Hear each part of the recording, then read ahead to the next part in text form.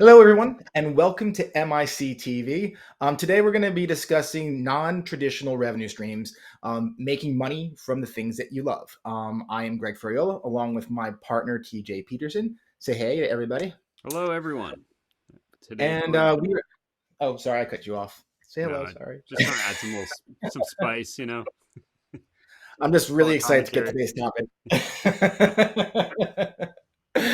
Anyway, now if this is your first time joining us, we'd like to welcome you to the MIC community, and please take some time, drop your name into the chat, say hey, drop your links in there. We love welcoming everyone that's brand new to our community, and we also like checking out all new music because that's one of the fun parts of our job is listening to new independent music that we haven't heard yet. We are going to get to today's topic, which again is non-traditional revenue stream, making money from your things that you love. Now, I'm really excited to talk about this because this is really probably one of the most important things that we will cover with you guys throughout the course of our sessions like this. So now, if you are watching, the one question I want to start by asking you is, who out there would like to work for themselves? Now, speaking from my own experience, working for yourself has its pros and cons. And a drawback for working for yourself might be things like it's stressful and even scary at times, essentially because you are completely responsible for bringing in all the money that you need to not only support your music career, but also all your day-to-day living expenses, from your rent to your medical expenses and so on. Now, on the flip side, if you have to, one of the pros of this thing is that you get to set your own work hours. You don't have to work for a boss you can't stand. You can have complete control over your business and the way that it develops, and complete control over how you spend your day.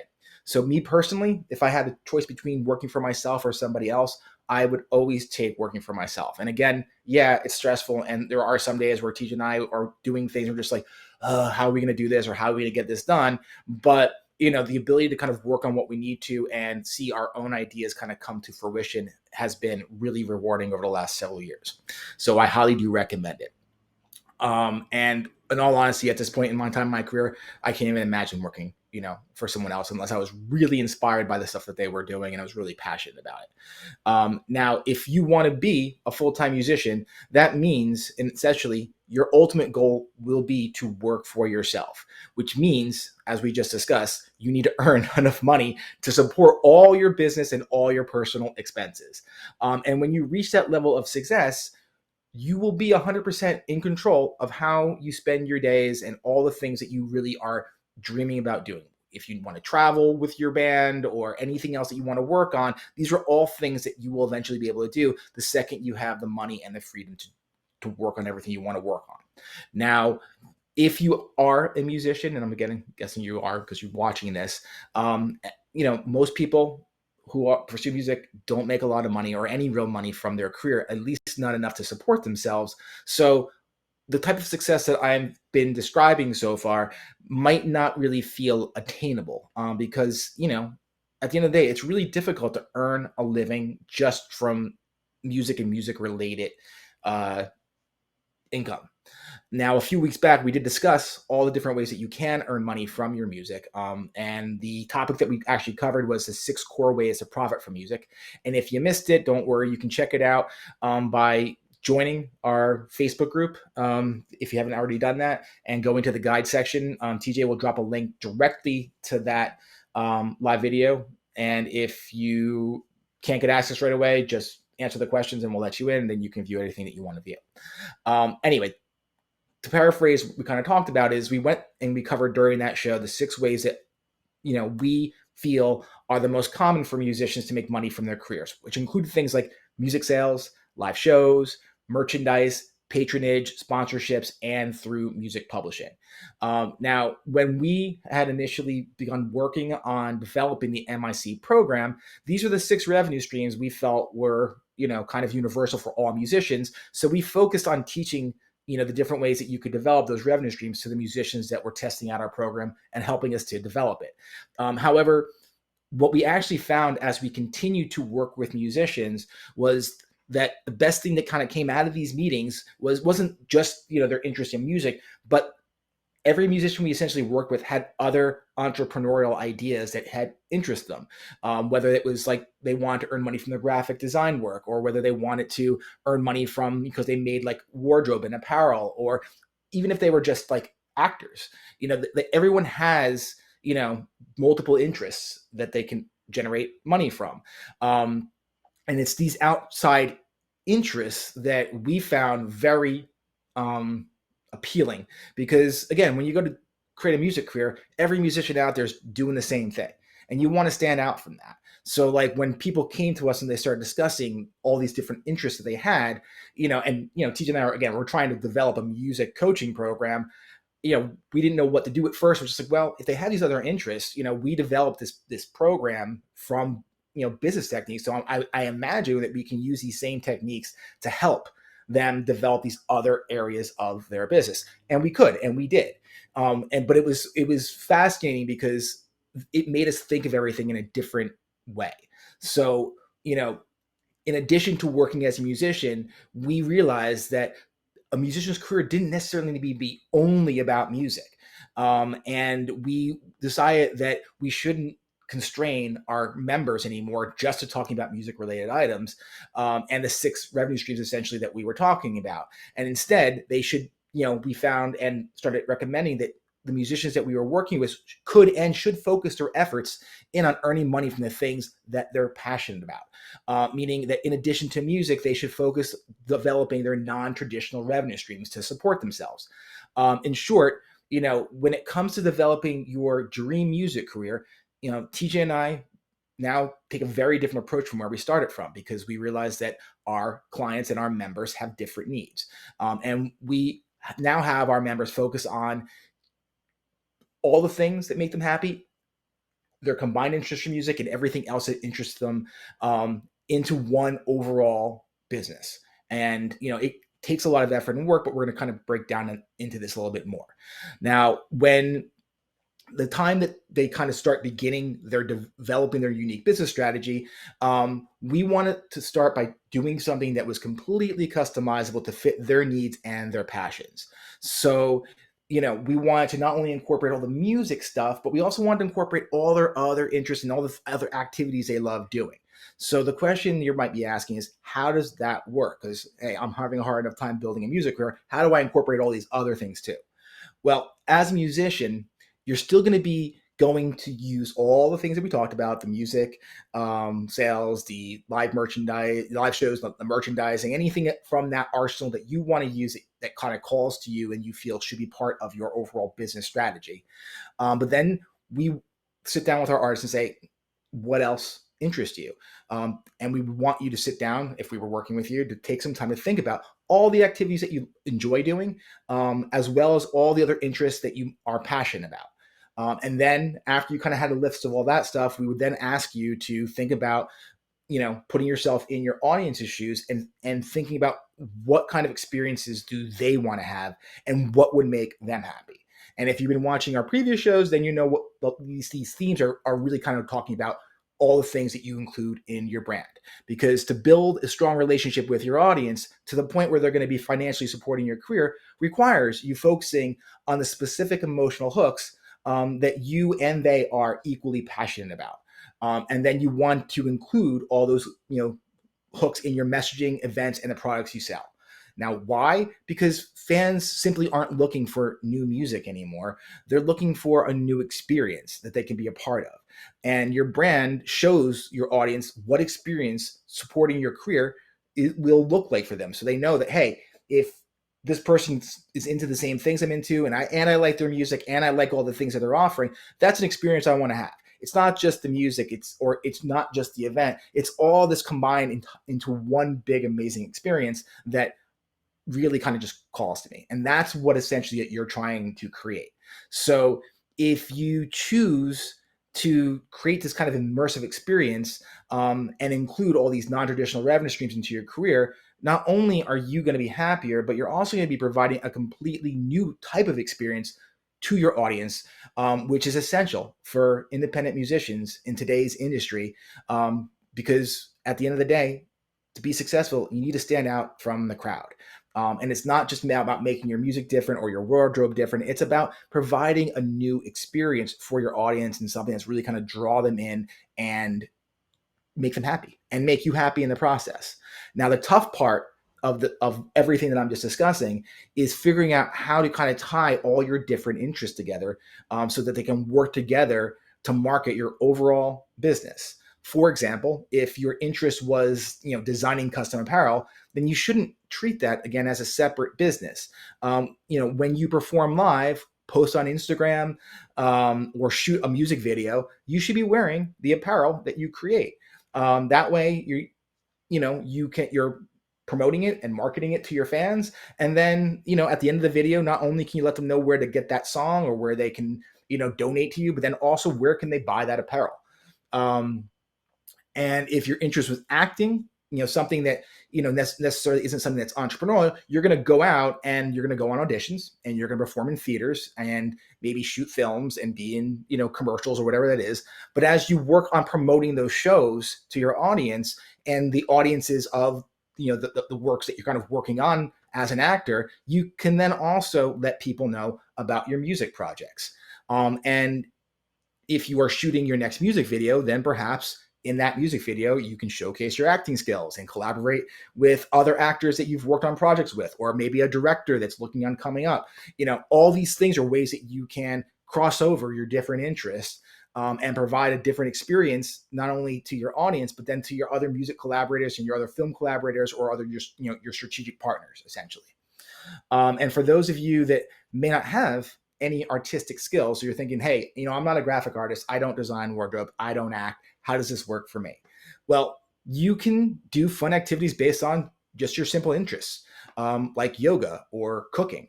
Or you can create events around the causes that you're passionate about, like if you're into the protecting the environment or animal rights. And we had some artists that we were working with one time that was all passionate about animal rights, and what we suggested was, well, maybe you plan a festival day where not only you're performing and you're organizing all these groups, but you're also highlighting a charity that you're passionate about, because that's an entirely wide group of customers and audience that you haven't tapped in to yet, that are interested in the same things you're interested in. And then if they show up and they also like your music, well, those are two things now that you guys have in common, and so on. But that's the kind of outside of the box thinking that you really need to be incorporating into your music career, if you want to get to the point where you're developing a long-term strategy for your business, and also a significant amount of income that's actually going to go out and support you. Because at the end of the day, if you can provide these type of meaningful relationships with your fans, one I'm meaning that actually will encourage them to financially support you, then you're going to be a lot more successful. You're going to be a lot happier, because you're essentially creating an experience that you love. Like, as a fan, if you were going to do X, Y, and Z, that would be the best thing that you could imagine as a fan. If you're providing that kind of experience to your audience and they share that similar viewpoint, well, then you're just planning a day with close friends and families that have a whole bunch of things in common with you. And that's your job. And that's, again, essentially what you're trying to, develop and come up with. We always kind of give the example of like fish. I am personally not a big fish fan, and I know a lot of people that also aren't big fish fans, but they love going to fish concerts because it's an experience. You don't have to like the music to enjoy the event. And they really kind of, think about very strategically all the ways that they can make it fun for audiences. And then essentially their music is just playing in the background at this wild, crazy event. And people just will sign up for it. And that's how a band like that can sell out, Madison Square Garden for like 12 days or simultaneously. I mean, that's not the kind of thing that you can typically do. But if you have an experience that people want to enjoy and be there for, then it's completely possible to do something like that. In short, all we're really trying to say is, when you're building a music career, you really want to approach it without giving yourself any constraints. You don't need to do what every artist and band is doing or has done in the past. And in fact, you shouldn't. Your music career can and should be unique, and it should, reflect who you are as a person, which means that you need to fill it with all the activities you love doing and all the people that you love being around. Because if you can support yourself, doing the things that you love, then does it really matter, what those things are?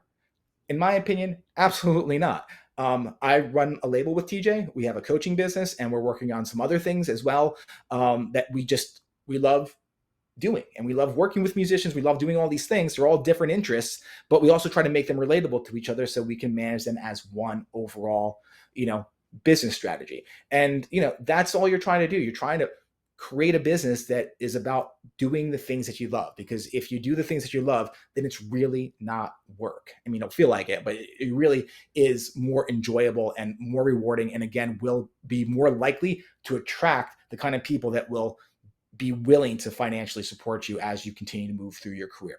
So we highly recommend focusing on creating your vision of your dream music career, whatever that may be. And in the end, not only will you wind up creating something that truly makes you happy, but you're also going to probably provide fans with an unforgettable experience and build a community that supports you to the point where you can actually do this full time and take control over your entire life. So to summarize, the 4 benefits that we would say come from a non-traditional revenue stream are: they provide they provide a unique products and experiences for fans. They help you stand out from not from traditional artists and bands that are just doing the same thing that everyone always does. They allow you to build a deeper relationship with your audience, and they let you create a career that is fully customized to suit your passions, interests, and beliefs, as well as those of your audience. Okay, and that's it. But in short, this is something that we really kind of feel very strongly about. Like, it's not just enough in our minds to do the traditional revenue streams. You can hustle and do that kind of stuff and make money from doing it 100%. But if you really want to, kind of get your stuff out there and, do something that's really going to resonate with people, you have to be working towards creating an experience, not just an album or a live show concept, an experience that you can share with your audience. And that's what's going to set you apart and kind of ingratiate yourself to your audience. I loved what you're saying, Greg. And I think it's important to always remind our clients, like, what we want you to think of yourself is as an entrepreneur.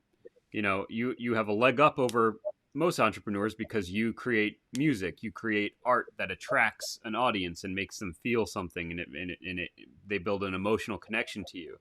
That makes selling them anything else, or introducing them to any other aspect of your career, a lot easier, because they're on board. They want to be around you and experience the things that you do. And yeah, we just like people to start thinking outside the box. It's like, your music, as we say, your music is your marketing. Your music brings people into your world. How you exploit them from there, and I hate saying exploit, but like at the end of the day, it's like you're trying to make money from an audience, and is that's up to you. I mean, when you attract them and bring them into your world, you can sell them anything. You can sell them experiences. You can sell them products. Whatever it is, just get creative about it. Find out what you like to do and do it for them. If you want to, rent a boat and take some people out and charge $100 a head or something like that, and it makes financial sense, do it. I mean, the sky's the limit. I mean, it doesn't matter whether you're playing music or not. You're playing music to bring people into your world, and then you're a social director of a fervent audience from there on. So don't let the limits of the traditional music industry hold you back. Just do what you can and what's fun to you. And if you look around the music industry, that's what successful musicians are doing. Everyone wears different hats, but the reason that anyone pays attention to those different hats is because of their music and because of who they are. So that's kind of, obviously you want to focus on the music, and you want to focus on your music career, but don't let the norms hold you back. Never stop looking for a way to make money, because they're all valid. Yeah, and today's musicians are entrepreneurs. When we worked for Niall, he was an entrepreneur. He had lots. He did the producing and the songwriting and the touring and all that kind of stuff. But he had a lot of different business ventures that he was just involved in, and he was always looking for new things that would excite him, that he can kind of get involved with and be first in there. And if you look at some of the bigger artists that are out there, they all have clothing lines or businesses that they actually work on, in addition to music, whether it be production companies or recording studios or whatever, or maybe they're doing modeling or photo, whatever. I mean, they're out there doing more than just music, and that's what you should consider doing. Because I think it's really important to you know kind of expand everything that you're working on. Because the other thing too, it's like if all you're doing every year, write a new album, tour, do this, write another album. Like at some point in time, you're gonna burn out just doing music. No matter how much you love it, you can do it forever. But like we've seen it with even the artists that we work with. At some point in time, it's just like, I don't feel like promoting another album right now. That's a great time to switch to maybe one of the other things that you're interested in doing that your audience pays for. So you want to give yourself options, and having a wide assortment of revenue streams that come from different things is great. Because if all of a sudden you don't feel like doing maybe music for a year and you need some time off from it, you have other things that you're working on that your audience is interested in that can support you as you do that. And again, if you ever need anything, visit us at our website. The link is in the comments. You can also always message us through our social media channels or at contact@musicianindiecoalition.com. In the meantime, everyone have a great day. And remember, we are always here should you need help with your music career. Thanks for watching. If you're truly serious about building a professional music career, then I recommend learning how to be successful by watching our video, How DIY Musicians Become and Stay Successful. You can find the link for it in the description below. It's filled with great information, and we even give you a free gift for watching. So you really can't go wrong. Anyway, check it out today, and please don't forget to subscribe.